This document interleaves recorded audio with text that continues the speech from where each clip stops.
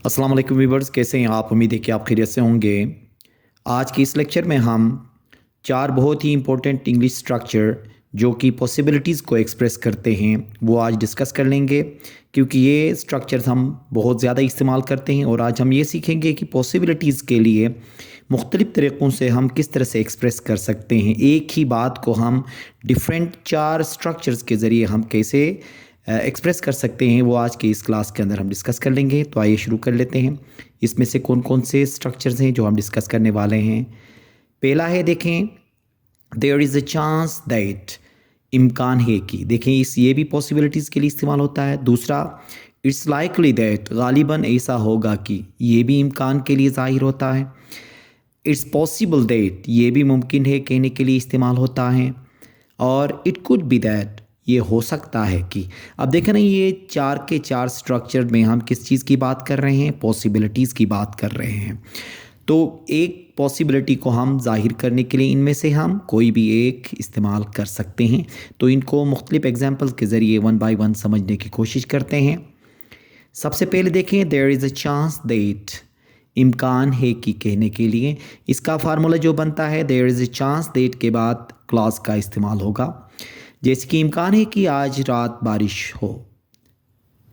There is chance that it might rain tonight. There is chance that it might rain tonight. इम्कान है कि वो आज आपको फ़ोन करे। There is chance that he will call you today. There is a chance that he will call you today. इम्कान है कि वो मीटिंग मनसूख कर दें। इम्कान है कि वो मीटिंग मनसूख कर दें। There is a chance that they will cancel the meeting. There is a chance that they will cancel the meeting. अब इम्कान है के लिए क्या इस्तेमाल होगा? There is a chance that का इस्तेमाल कर लेते हैं। इम्कान है कि हम किसी दिन दोबारा मिलें। इम्कान है कि हम किसी दिन दोबारा मिलें। There is chance that we will meet again someday. There is chance that we will meet again someday. दूसरा है, इट्स लाइकली दैट, ये भी पॉसिबिलिटीज़ के लिए इस्तेमाल होता है, गालिबन ऐसा होगा कहने के लिए।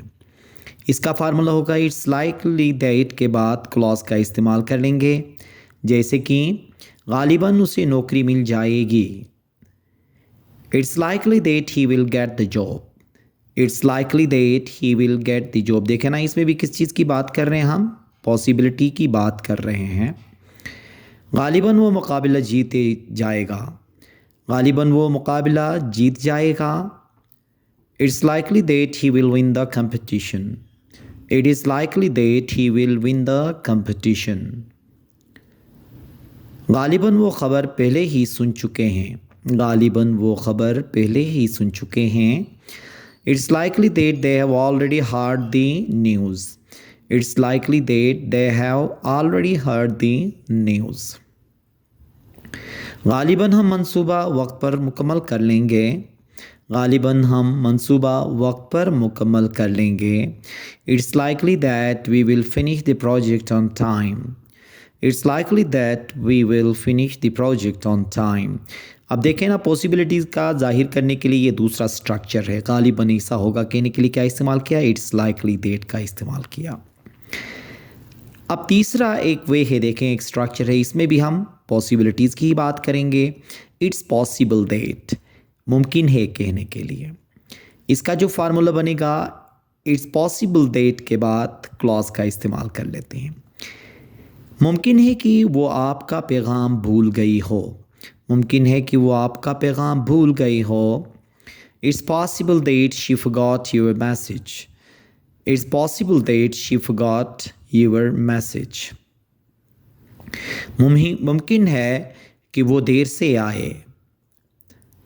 It's possible that he will come late.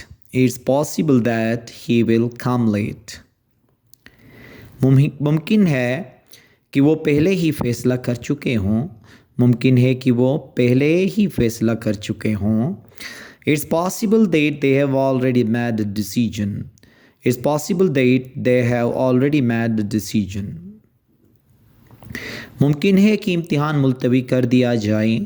मुमकिन है कि इम्तिहान मुलतवी कर दिया जाए। It's possible that the exam will be postpone. It's possible that the exam will be postpone. तो ये थर्ड तरीक़ा है, ये थर्ड स्ट्रक्चर है। इसके अंदर भी हम किसकी बात करते हैं? पॉसिबिलिटीज़ की ही बात करते हैं। ये फोर्थ स्ट्रक्चर है, ये भी इस्तेमाल करेंगे किस चीज़ के लिए? पॉसिबिलिटीज़।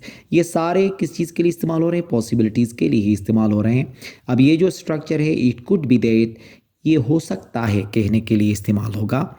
इसका फार्मूला होगा इट कुड बी दैट के बाद क्लॉज का इस्तेमाल होगा। जैसे कि देखें, ये हो सकता है कि वो ठीक महसूस नहीं कर रहा है।